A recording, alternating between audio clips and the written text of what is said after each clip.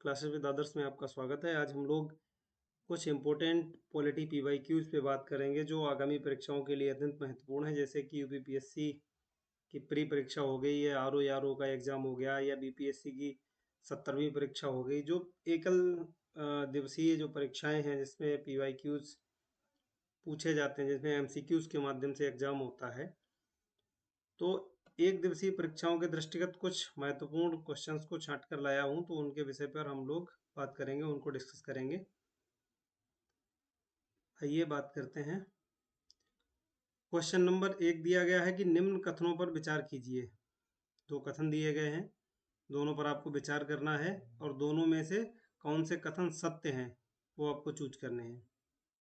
पहला प्रश्न है भारत शासन, पहला जो कथन है, भारत शासन अधिनियम 1919 गवर्नमेंट ऑफ इंडिया एक्ट 1919 के अंतर्गत भारतीय व्यवस्थापिका में प्रतिनिधित्व बढ़ा दिया गया तथा पहली बार द्विसदनीय विधानमंडल बनाया गया।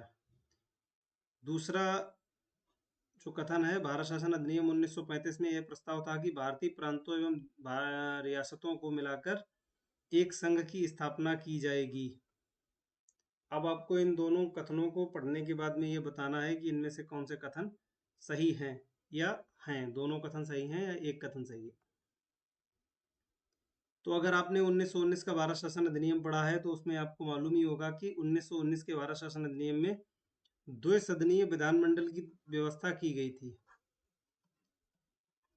दो सदन बनाए गए थे विधानमंडल के, लेकिन व्यवस्थापिका में प्रतिनिधित्व बढ़ा दिया गया था। ये जो है, यह कंडीशन 1919 के बजाय 1909 के अधिनियम में किया गया था और व्यवस्थापिका में संख्या 16 के बजाय 60 कर दी गई थी। इसलिए जो पहला विकल्प है, जो पहला कथन है, वह कथन गलत हो जाता है। क्यों? क्योंकि इसकी एक कंडीशन सही मैच होती है और दूसरी कंडीशन सही मैच नहीं होती है। दूसरे कथन पे बात करें, भारत शासन अधिनियम 1935 में यह प्रस्ताव था कि भारतीय प्रांतों एवं रियासतों को मिलाकर एक संघ की स्थापना की जाएगी। बिल्कुल 1935 के अधिनियम में यह व्यवस्था की गई थी, हालांकि देसी रियासतों ने इसका विरोध किया था। देसी रियासतें जो थीं वो इसकी खिलाफत करने लग गई थीं कि इस संघ में मिलने से हमें क्या फ़ायदा होगा, कोई फ़ायदा नहीं होगा। देसी रियासतों की खिलाफत की वजह से ये संघ कभी अस्तित्व में नहीं आ पाया। हालांकि ये व्यवस्था 1935 के अधिनियम में की गई थी, अतः कथन जो 2 है वह सही है। तो इस विकल्प के हिसाब से केवल कथन 2 सही सिद्ध होता है। हालांकि ये व्यवस्था की गई थी, अगर ये कथन में होता कि की गई तो ये गलत हो जाता, क्योंकि ये व्यवस्था कभी हो नहीं पाई। की जाएगी ऐसा कथन में, ऐसा 1935 के अधिनियम में कहा गया था, अतः विकल्प जो 2 है वो बिल्कुल सही है। आइए अगले क्वेश्चन पे बात करते हैं। क्वेश्चन नंबर 2 में पूछा गया है कि निम्न में से कौन भारत शासन अधिनियम 1919 गवर्नमेंट ऑफ इंडिया एक्ट 1919 की मुख्य विशेषताएं हैं। 1919 के अधिनियम को अगर आपने ठीक से पढ़ा है तो आप इस प्रश्न को टैकल कर पाएंगे। पहला कथन दिया गया है कि भारतीय कार्यकारिणी परिषदों को 2 भागों में विभक्त कर दिया गया। जो कार्यकारिणी परिषद थी उसको 2 भागों में बांट दिया गया। मुसलमानों को पृथक सांप्रदायिक निर्वाचक मंडल प्रदान किया गया। केंद्रीय कार्यकारिणी की शक्तियां राज्यों को हस्तांतरित कर दी गई। केंद्रीय एवं प्रांतीय व्यवस्थापिकाओं का विस्तार एवं पुनर्गठन किया गया। अगर आप 1919 के अधिनियम को ठीक से पढ़े हुए हैं तो आपको इस बात की जानकारी होनी चाहिए कि इसमें से कौन से कथन जो है वो सही होंगे और कौन से कथन गलत होंगे।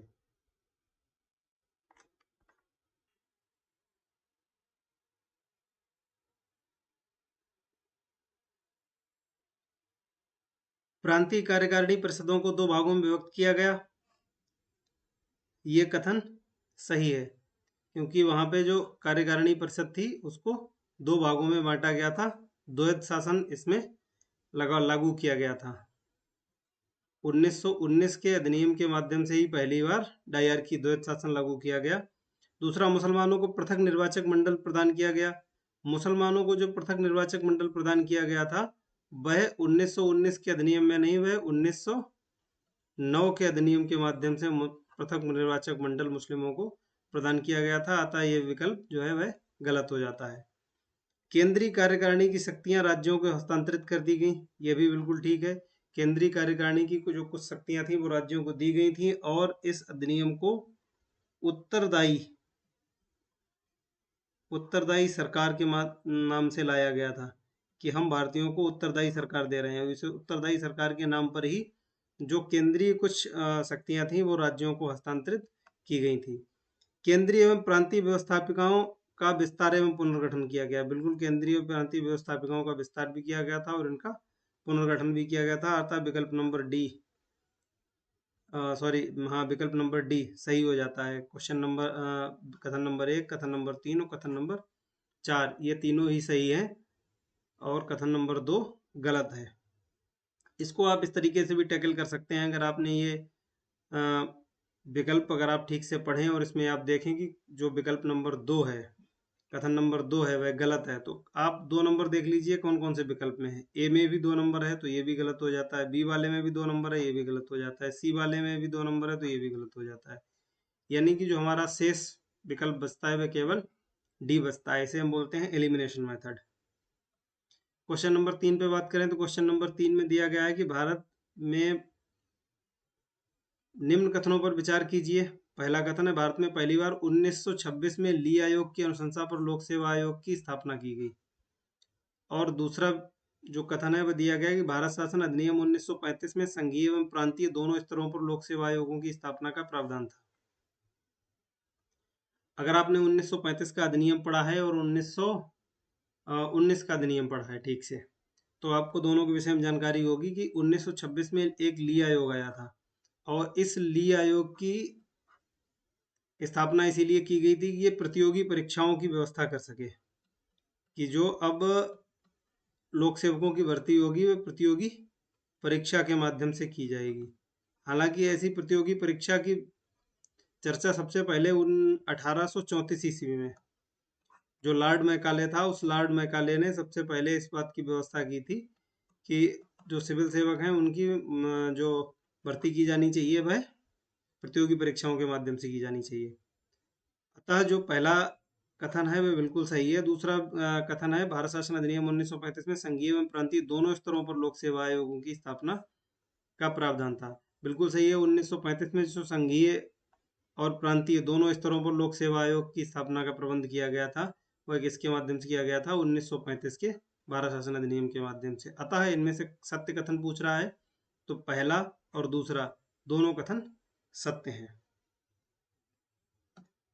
क्वेश्चन नंबर 4 पर बात करें। क्वेश्चन नंबर 4 में पूछा गया है कि निम्न में से किस अधिनियम के द्वारा ब्रिटेन में एक नियंत्रण मंडल यानी बोर्ड ऑफ कंट्रोल की स्थापना की गई, जिसके द्वारा भारत में ब्रिटिश ईस्ट इंडिया कंपनी नागरिक, सैन्य एवं राजस्व के मामलों में पूर्णतः नियंत्रण स्थापित कर सकी। बोर्ड ऑफ कंट्रोल, अगर आपने एक अधिनियम पढ़ा था 1784 का, तो 1784 ईस्वी के अधिनियम में ये व्यवस्था की गई थी।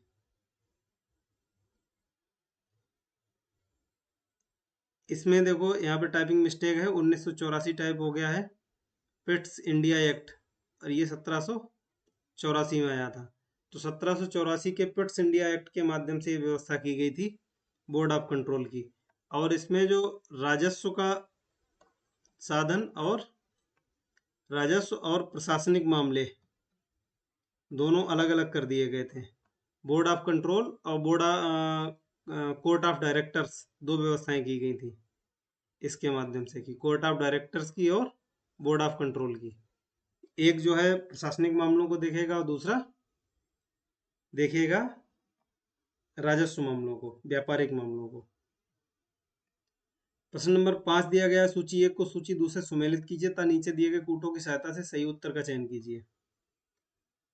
एक तरफ अधिनियम दिए गए हैं और दूसरी तरफ उनके प्रावधान दिए गए हैं। पहला अधिनियम है भारत शासन अधिनियम 1935। अब आपको इन 5 विकल्पों में से ढूंढ करके ये बताना है कि 1935 के अधिनियम की क्या व्यवस्था थी। ईस्ट इंडिया कंपनी, मैं व्यवस्थाएं पढ़ लेता हूं और इन व्यवस्थाओं के साथ साथ में हम देखते चलेंगे कि किस अधिनियम में ये व्यवस्थाएं की गई थी। ईस्ट इंडिया कंपनी से ब्रिटिश ताज को शक्तियों का हस्तांतरण, और ये कब किया गया था? ये 1858 के अधिनियम के माध्यम से किया गया था, जब 1857 का विद्रोह हुआ, और उस 1857 के विद्रोह के बाद जब 1858 का अधिनियम आया, तो उसमें जो शक्तियां अभी तक ईस्ट इंडिया कंपनी के पास थी, वो ब्रिटिश ताज को हस्तांतरण कर दी गई। और 1858 के बाद का जितना भी शासन चला 1947 तक, 1947 तक, इसको हम लोग कहते हैं क्राउन रूल या ताज का शासन। तो पहली बार ये शक्तियां हस्तांतरित की गई थी 1858 के अधिनियम के माध्यम से।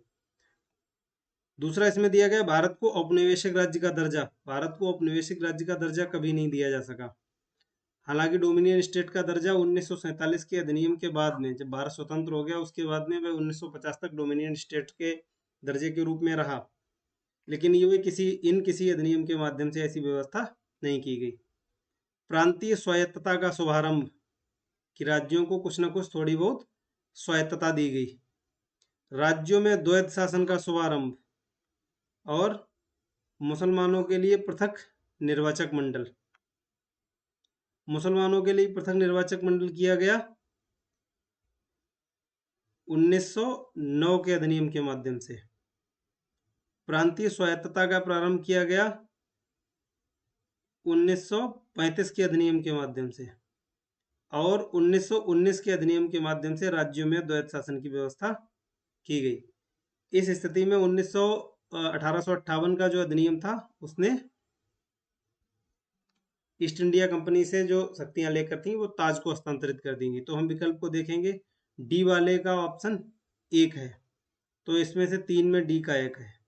दूसरे विकल्प को देखते हैं, भारतीय परिषद अधिनियम 1919, यानी बी वाले ऑप्शन पे आपको पृथक सांप्रदायिक निर्वाचक मंडल की व्यवस्था। बी वाले ऑप्शन की जगह पर 5 होना चाहिए, बी वाले ऑप्शन की जगह पर 2 में 5 है, यानी बी और सी में से एक सही हो सकता है। सी वाले ऑप्शन को देखते हैं, भारत शासन अधिनियम 1919, और यह दर्शाता है राज्यों में द्वैध शासन का शुभारंभ। सी वाले ऑप्शन में 4, तो ये 2 में 4 है। भारत शासन अधिनियम 1858, डी वाला ऑप्शन, ईस्ट इंडिया कंपनी से ब्रिटिश ताज को शक्तियों का हस्तांतरण, डी में 1।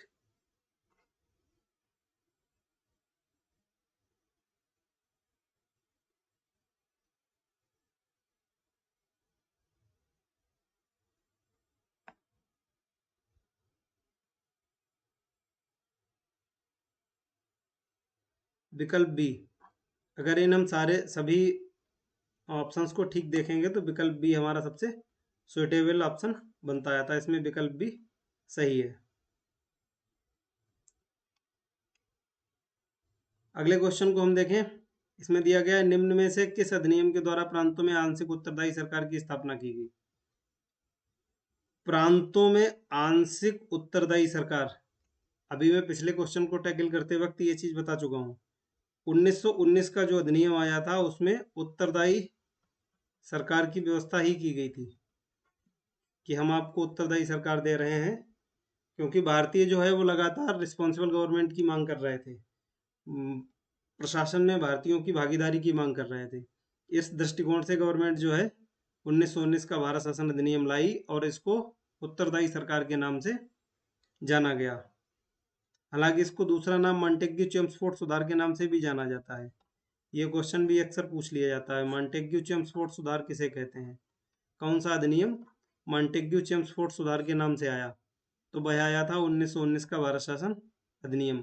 मार्ले मिंटो सुधार किसे कहते हैं, मार्ले मिंटो के नाम से कौन सा अधिनियम जाना जाता है, तो मार्ले मिंटो के नाम से जाना जाता है 1909 का भारत शासन अधिनियम। एक क्वेश्चन और आता है कि किस अधिनियम का भारतीय संविधान पे सर्वाधिक प्रभाव है, तो वह है 1935 का भारत शासन अधिनियम। 1935 के भारत शासन अधिनियम का संविधान पर सर्वाधिक प्रभाव है। लगभग 200 अनुच्छेद एज इट इज भारतीय संविधान में शामिल किए गए हैं। तो ये कुछ एक ऐसे क्वेश्चन हैं जो अधिकतर वनडे एग्जाम्स में पूछ लिए जाते हैं। क्वेश्चन नंबर 7 पे बात करें। क्वेश्चन नंबर 7 में पूछा गया है, योग्यता के आधार पर भर्ती का विचार सर्वप्रथम किसमें व्यक्त किया गया। तो ये डेफिनेशन भी मैं अभी तो कुछ समय पहले ये डिस्क्राइब कर चुका हूं, कि मैकाले समिति मैकाले समिति 1834 में आई थी, जिसने इस बात पे जिक्र किया था। लेकिन यहाँ पर ली आयोग जो कि 1926 में आया तो 1924 में था, लेकिन इसको 1926 में लागू किया गया, या 1926 में इसकी अनुशंसाओं पर विचार किया गया। तो ली आयोग ने सर्वप्रथम ऐसी भर्ती पर विचार किया गया जिसमें योग्यता के आधार पर भर्ती का विचार किया गया हो। मैकाले ने भी इस बात की सिफारिश की थी, लेकिन उस समय इसकी सिफारिश को लागू नहीं किया जा सका। आइए अगले क्वेश्चन पर विचार करते हैं। अगला क्वेश्चन दिया गया है, निम्न में से कौन सा युग्म सही सुमेलित है? इन चारों युग्मों को हमें मिलाना है। भारतीय परिषद अधिनियम 1892, इस 1892 के माध्यम से क्या दिया गया? भारतीय परिषद अधिनियम 1919, इसके माध्यम से क्या मिला? भारतीय शासन अधिनियम 1935, भारत शासन अधिनियम 1919, इसके माध्यम से क्या दिया गया भारतीयों को? तो अभी हम पढ़ते चले आ रहे हैं कि भारत शासन अधिनियम 1935 के माध्यम से क्या मिला? प्रांतीय स्वायत्तता, यानी कि प्रांतों को स्वतंत्र किया गया। बहुत हद तक प्रांतों को उनका शासन दिया गया। 3 सूचियां बना दी गई थी और राज्यों को उसके विषय दे दिए गए थे कि आप इन विषयों पर कानून बनाएंगे, इन पर शासन करेंगे। यानी राज्यों में स्वायत्तता आई।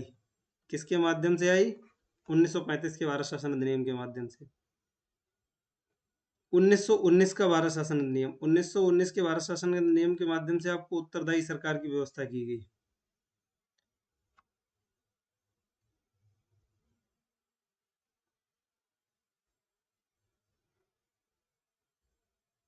लेकिन इसमें यह पूछ रहा है कि कौन सा युग्म सही सुमेलित है। तो और जो भारत शासन अधिनियम 1909 है, इसके माध्यम से मुख्यतः आपको दिया गया था, वह दिया गया था सांप्रदायिक निर्वाचन। सांप्रदायिक निर्वाचन की व्यवस्था की गई थी। और क्या दिया गया था इसके माध्यम से? 1909 के माध्यम से, 1909 के माध्यम से संख्या जो है वह राज्यों में बढ़ाई गई थी। 16 की जगह पर 60 मेंबर्स किए गए थे। लेकिन इनमें से कोई व्यवस्था नहीं है। उत्तरदायी सरकार, प्रांतीय स्वायत्तता और राज्यों में द्विसदनीय व्यवस्थापिका, ये तीनों ही 1919 के अधिनियम के लक्षण हैं। और इनमें से कोई भी 1919 के, प्रांतीय स्वायत्तता मुख्य रूप से आपको 1935 में मिली थी। 1919 में राज्य में द्विसदनीय विधान व्यवस्थापिका और उत्तरदायी सरकार मिली थी। केवल विकल्प ए, भारतीय परिषद अधिनियम, इसमें निर्वाचन का सिद्धांत आपको दिया गया था। अतः इस क्वेश्चन में जो विकल्प ए है वह सही है। प्रश्न नंबर 9 पर बात करें तो प्रश्न नंबर 9 में दिया गया कि भारत शासन अधिनियम 1935 द्वारा प्रांतीय स्वायत्तता का शुभारंभ हो जाने के उपरांत भी कुछ निश्चित विषयों में केंद्रीय सरकार का प्रांतों पर नियंत्रण बना रहा। किसके माध्यम से? 1935 के माध्यम से, कि प्रांतीय स्वायत्तता का शुभारंभ हो गया, प्रांतों को स्वतंत्रता दी जाने लगी, प्रांतों को उनके अधिकार क्षेत्र दिए जाने लगे, लेकिन उसके बाद भी नियंत्रण किसका रहा? केंद्र सरकार का। कारण इसका क्या है? प्रांतों में गवर्नर, कुछ मामलों में गवर्नर जनरल के नियंत्रण एवं दिशा निर्देशों के अनुरूप स्वविवेक से कार्य कर सकता था। इसके लिए उसे मंत्री परिषद के परामर्श की आवश्यकता नहीं थी। दोनों ही कथन और कारण 1935 के अधिनियम के बारे में है, और 1935 के अधिनियम के बारे में दोनों ही कथन और कारण सही है। यानी उस समय की व्यवस्था थी कि राज्यों को स्वायत्तता दी गई थी, लेकिन फिर भी कुछ विषय ऐसे थे जिन पर केंद्र सरकार का ही नियंत्रण था।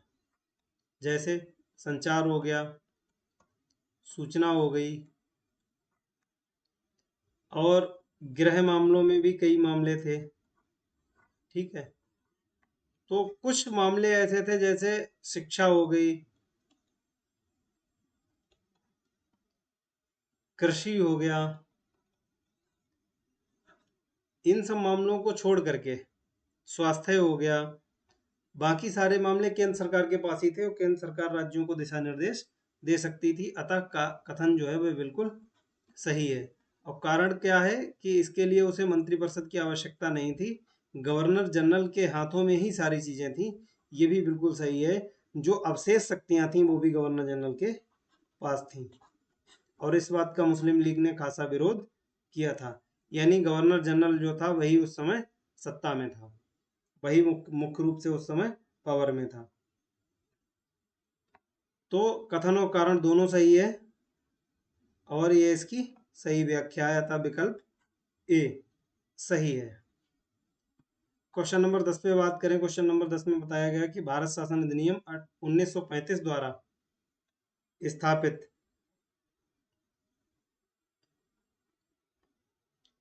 क्वेश्चन नंबर 10 पे बात करें। क्वेश्चन नंबर 10 में दिया गया है कि भारत शासन अधिनियम 1935 द्वारा स्थापित संघ में अवशिष्ट शक्तियां किसमें निहित थीं?